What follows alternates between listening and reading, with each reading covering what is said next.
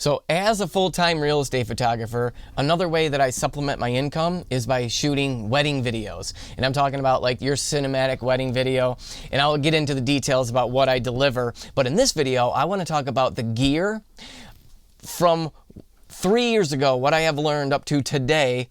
If I had to start all over again, this is the gear that I would choose as of now in 2023. So let's get into it. All right. The first thing you're going to need, obviously, is a camera and a lens setup. And I am showing you today, right now, the Panasonic S5 Mark II.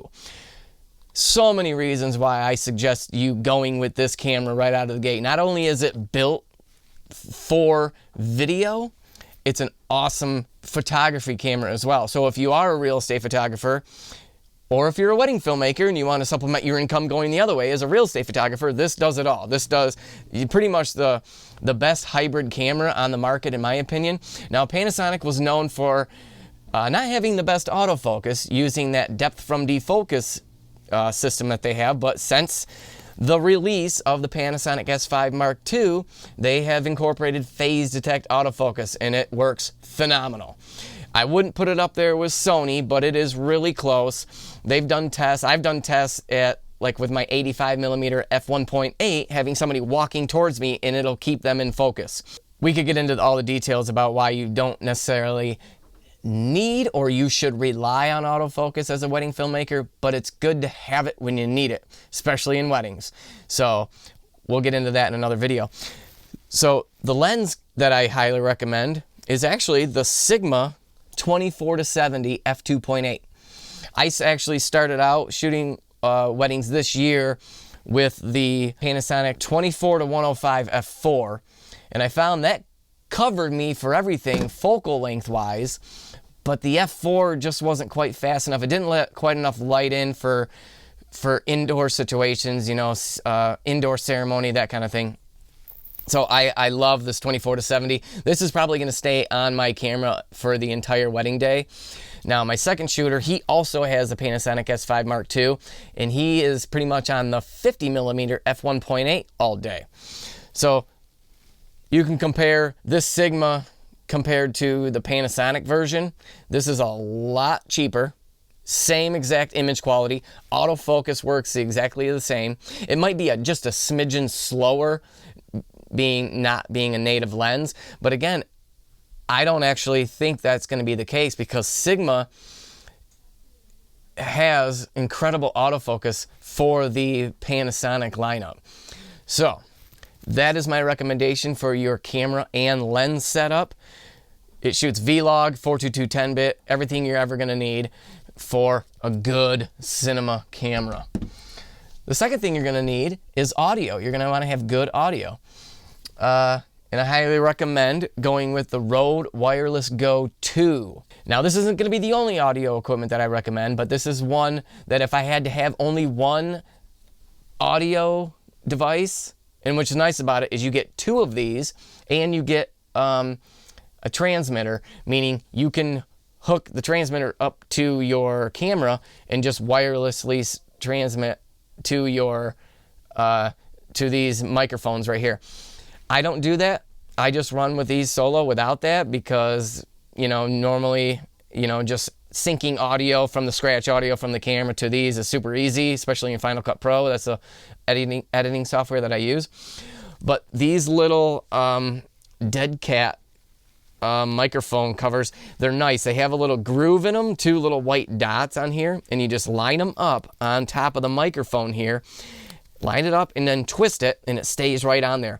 So if you're ever shooting any outdoor, whether it's a first look out that's going to be outdoors or an outdoor ceremony and it's a little bit windy, you do not want to have wind in your audio. It'll sound horrible.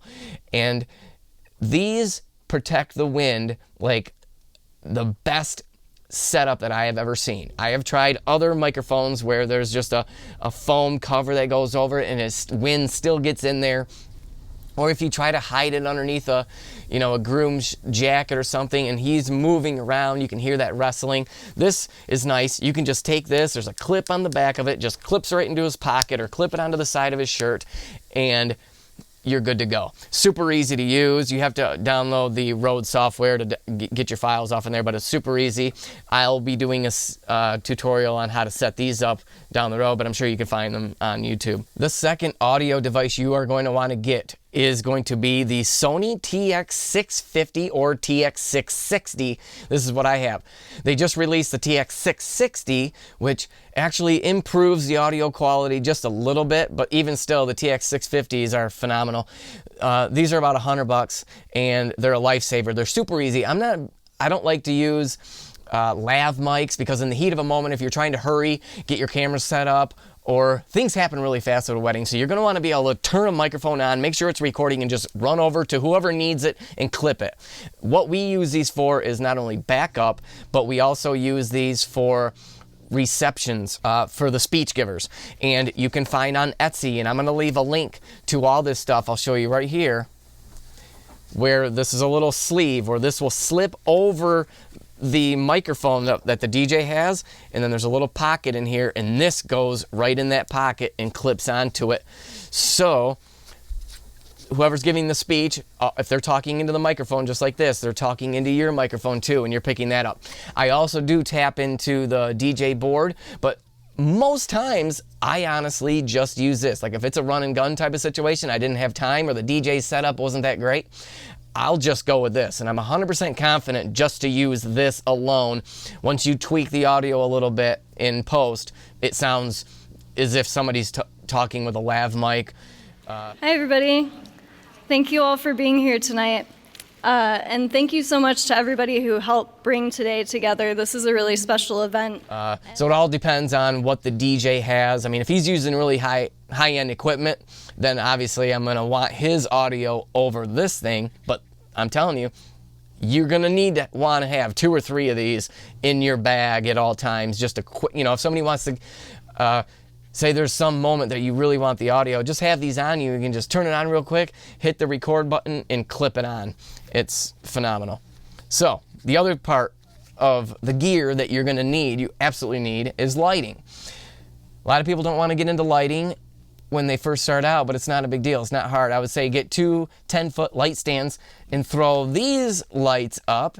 Now, they used to have the Torch LED 300 watts.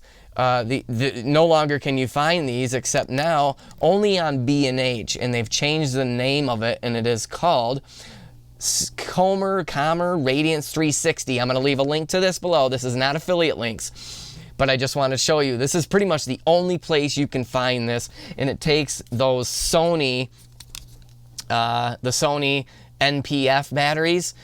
If you get a big one like this is a 970. There's nothing better than this setup right here. This is such compact. You throw this up on a 10-foot light stand, and you want 2 of them.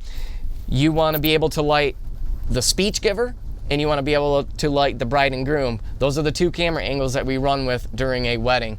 And I'll be throwing footage up during this video to show you.